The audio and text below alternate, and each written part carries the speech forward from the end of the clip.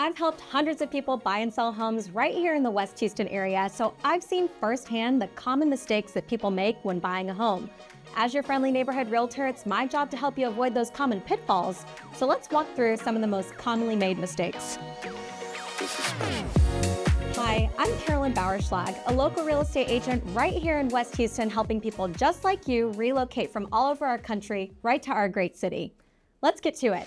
The first big mistake that I see buyers make is that they rule out resale properties. Now, I understand the impulse. You think that something that's brand new is going to be in better condition than something that's resale. But the reality is that a well cared for home that's even 20, 30, 40 years old is oftentimes in better shape than the new construction that's being put on the ground today. Now, I know that we don't want to inherit a mess from a seller, right? But the biggest way that we overcome this objection is by making sure that we really go through the inspection process. Now, you as a buyer here in Houston have the opportunity to go under contract on a resale home and inspect it and negotiate for any kind of repairs. And those repairs end up being something that is typically pretty manageable. Now, before we ever write a contract, I like to make sure that we interrogate the age of the roof, that we're looking at the HVAC. I'll teach you how to look at a slab and make sure it's in excellent condition, right? So that by the time that you write an offer on a home, you're reasonably assured that the inspection is more or less going to be a validation exercise. Now, some things that I really love about resale that new construction doesn't have is obviously location. The older a home is, the closer it is to those city centers or major metros that you're really trying to get your hands on. And the newer something is, obviously the further west or north it is in our great suburb. So that can be a little inconvenient for some folks. Another really great thing about resale is that if you think about the timeline and what's happened economically, homes that were built before the 2008 crash oftentimes have beautiful features in them that builders used to put into homes. And what I mean by that are things like trim carpentry might be evident. You might get high ceilings. You might get beautiful millwork or covered patios, brick on all four sides of the home. And those don't really sound like things that you should be looking for, but it's things that you may not even notice that we like to try to bring your attention to. So as homes have gotten newer, builders will say, hey, our land acquisition costs have gotten higher, and therefore in order for us to maintain profitability, we're stripping out all of those things that used to make a home really beautiful. Kind of unfortunate. Another thing is that when a home has been owned for, let's say, 15, 20, 30 years by a seller, you get the advantage of getting all of their beautiful light fixtures or their covered patio or a pool that they've installed or landscape lighting that they've put in or all of the beautiful landscaping itself that has been mature and loved on for however many years. When you're in new construction, you're not necessarily going to get that. So those are just a couple things to put in your back pocket. On the note of new construction, there is a little bit of a concern that I have for homes that are being put on the ground, I would say mid-2022 and forward. We've seen builders really reduce the quality of building material that they're using. And I do like to point those out to you if you are going to consider new construction only. But it's not just the way that it looks. It really is about how the home is constructed. And we'll walk you through that process as well. Another big mistake that I see buyers make whenever they're purchasing a home is not looking at the structural and mechanical components before they ever go under contract. Now, if you've heard a bad story from a friend or a family member about a terrible time that they had in a real estate transaction, a lot of times it comes back to them feeling like once they got into the home that they had to pay for something that maybe they shouldn't have had to pay for.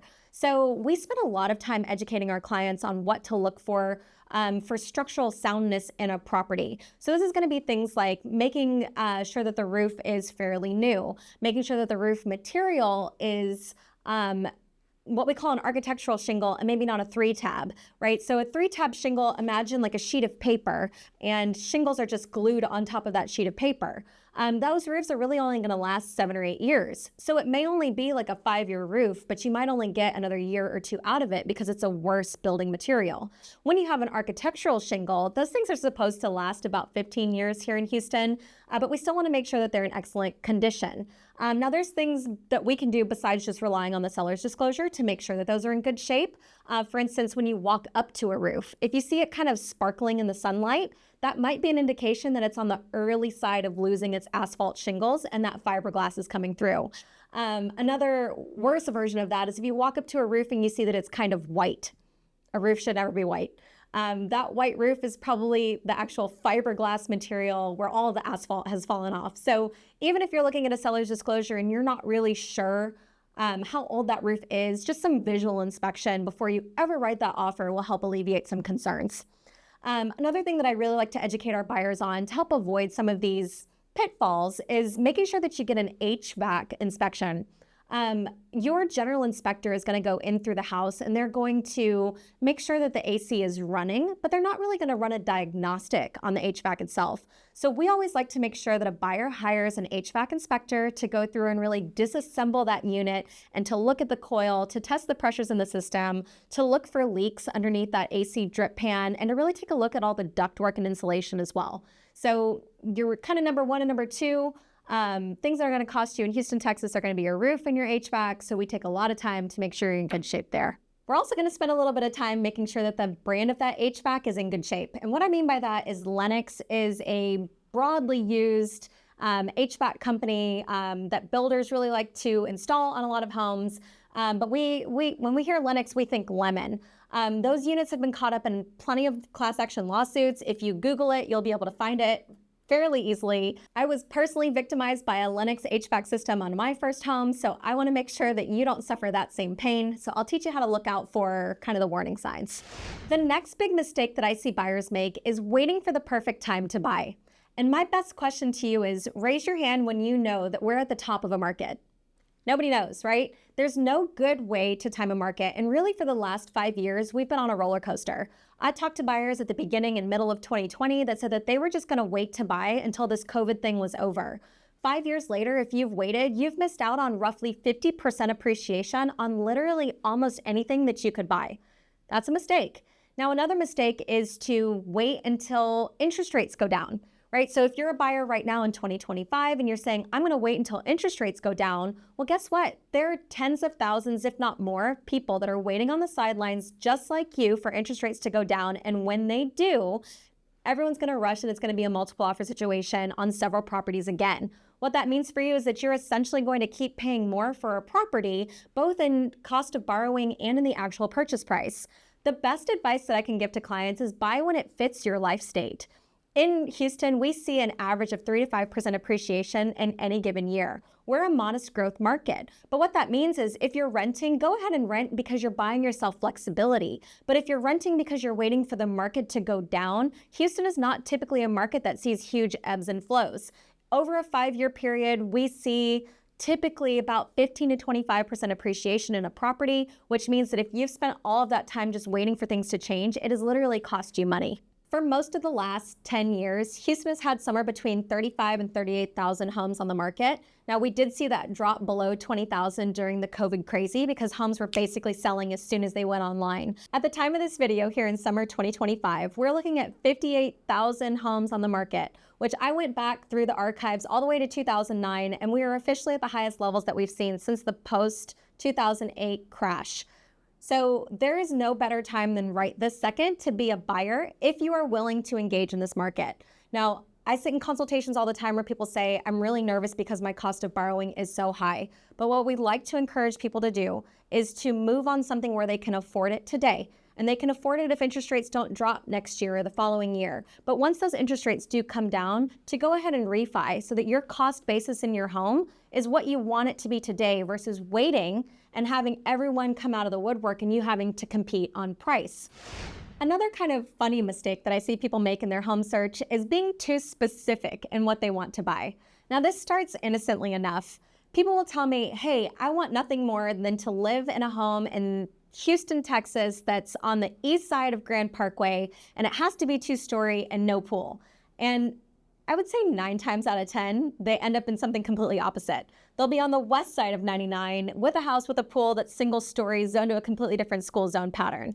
And it's amusing to me, right? Because what you think is important to you when you start often changes. So if what you're doing is looking online and you're ruling out all of these properties because you think it doesn't fit search criteria that's extremely narrow, it may very well be that you just need to get pre-approved and get your feet wet. Because where you start is almost never where you land. Now, it's totally normal for you to have 2 or 3 must-haves, right? Like people are usually pretty inflexible on location. You can't change that. People are pretty usually inflexible on lot size, for instance, if they want a big yard. You can't change that. But almost everything else in your home's features or characteristics, you can change. And as people go through that home buying process, I think the edges get softened on what they say they had to have whenever they started their search. We see first-time homebuyers being pretty amenable to a lot. So when a first-time homebuyer comes to me and they say, I'm ready to buy, it is very common that we'll be under contract within, I would say, anywhere from 2 weeks to 6 weeks. Now, when I meet someone who's already been a first-time homebuyer and they're on their second or their third home, understandably, they're not just trying to get their foot in the literal door anymore. They're looking for a more refined set of search criteria. And that makes sense, right? So what they end up doing is probably taking somewhere between, I would say, 2 months to maybe even a year to find the right home for them. And that's really important too. So what I'm saying is not to be so rigid in what you're looking for, but to understand that where you start is often different than where you land. Another huge mistake that buyers make is working with an online lender. And this is especially true in a high interest rate environment. Companies like Rocket Mortgage, LendingTree, Cardinal Financial are paying huge amounts of advertising dollars to get you to click on their website to get an interest rate that you may not actually be able to get your hands on. But buyers get lured in, and that makes sense because we all want to save money. But people go online and they fill out these online applications with kind of a nameless, faceless mortgage loan officer that has no vested interest in your outcome. And what I mean by that is when you talk to local mortgage lenders, they will tell you that the folks that work at these companies are often incentivized on just starting applications, not really seeing the whole process through. Now, another kind of hidden danger of this is that Texas is a very specific real estate market, and we're not really like a lot of the other states in the country. Chief among those reasons is that our insurance is highly volatile. So insurance changes per zip code, and you need someone who's very aware of what those carrying costs are going to be. Another thing is that people are very surprised to find that our property taxes are significantly higher than in other states. Remember that Texas is not an income tax state, which means the vast majority of our state's revenue is derived from property taxes. So if you're working with a loan officer who's sitting in a Midwest state and they don't know anything about property taxes, they're going to inappropriately approve you for something that doesn't really work. Your debt to income ratios are reliant upon the tax estimate, and your insurance estimate being correct.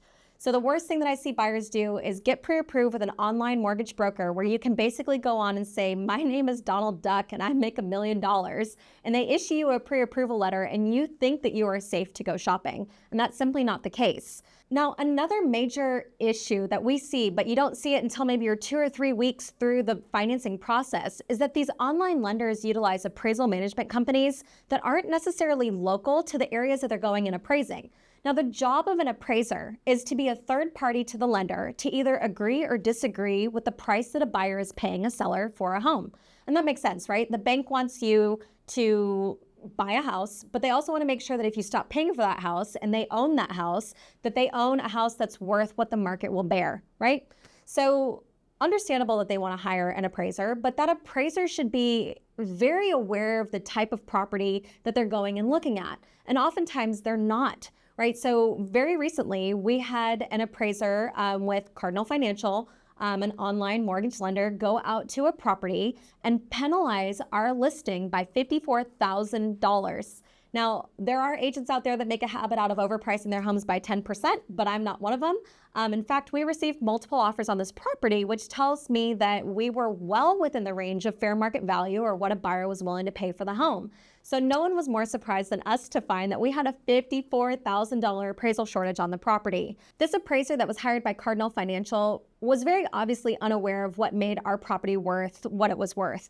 When he picked the comparable sales, he picked things that were on, a certain side of the road that weren't very attractive, or something that backed up to a freeway that would have obviously had a hard time selling. Or he was comparing our corner unit with a large lot and natural light against something that had no yard and was a center unit with not as much natural light. He didn't take into account that the roof was newer than the other subject properties that he picked. He penalized us for having a certain number of bedrooms without giving us a benefit of having a game room, which is particularly important on these 3-story townhomes, right? So when you're working with an online broker, they're picking appraisal management companies that may not be aware of anything about the particulars that make a property valuable the way that it is. So my best advice to anyone who starts the home buying process is to make sure that you're working with a local lender. Another big mistake that I see buyers make when they start their process is overlooking the floodplain. Now, this is kind of a secret problem that we have in Houston, where if you're beginning your home search, you may not be aware that a particular property is in a floodplain, and that's because it's not obvious. Flood maps in Houston generally are elevation based, right? So if a house is built at 120 feet, it might be above the floodplain in a certain area. If a house is at an elevation of 95 feet, it might be in a floodplain, right? And it's not like you can walk outside and say, this is at 120 feet, right? So we always want to check the floodplain maps to see where your property is relative to the watersheds of our bayou system, right? So when we see properties stagnating on the market, it may very well be that it's in a flood-prone area. And so we don't want you as a buyer to find yourself tripped up. Now, to further complicate this floodplain map scenario is that sometimes our flood maps are out of date. So you may go to the flood maps and you may see, oh, I think that this property is clearly in the 100-year floodplain, when in fact the builder, the developer for this particular area has brought in so much dirt that they have graded all of these houses higher and fully out of the floodplain. So it really is something that we have to interrogate on a case-by-case basis to make sure that wherever you are buying is in fact out of the biggest, greatest danger of any kind of flooding from a watershed. One of the most common things I hear buyers say is that if the home didn't flood in Hurricane Harvey back from 2017, that they feel reasonably assured that the home is going to be fine. And I understand that sentiment, and I would say that's probably largely true, right? Harvey was a crazy event that dropped 50 to 60 inches of water all over our beautiful city, which is obviously rare, right? The only thing that I would kind of put in your back pocket is to be aware of the fact that we are 7 or 8 years further down the road in westward and northward expansion, where more and more concrete and development has happened, right? So we don't fully know where the watersheds and the runoffs are going to be. So my preference for any client is to make sure that you are out of the 100-year floodplain, because that basically means that you have a 1% chance that that house would take on water in a crazy rain event. The 500-year floodplain, I would say, is probably reasonably safe in that you have a 0.2% chance in a crazy rain event that your house would take on water. The safest is Zone X, which is what FEMA or the flood maps determine to be a 0 or low risk area. And the last major mistake, of course, that I see buyers make when they start their home buying process is not hiring a local real estate agent. Your local real estate agent, like yours truly, is going to be able to easily help you navigate out of all of these particular areas that I've just described to you. When you call someone who is advertising online, maybe through Zillow or Trulia or realtor.com, those are paid ads, right? And they may not be aware of the properties that you are calling on because their name is just being attached to a listing so that they can generate a phone call. So when you're starting your home buying process, it really is in your best interest to have buyer representation from someone who is very aware and has their hands kind of in the details of whatever localized area you're looking at. So on that note, if you're looking to move to the West Houston area, I would love to be your realtor. I'm a living, breathing person right here that would be happy to help you relocate to our great city. And if you found value in the content that you're watching here today, make sure to click the link below and subscribe, because we put great content like this out every single week. See you soon.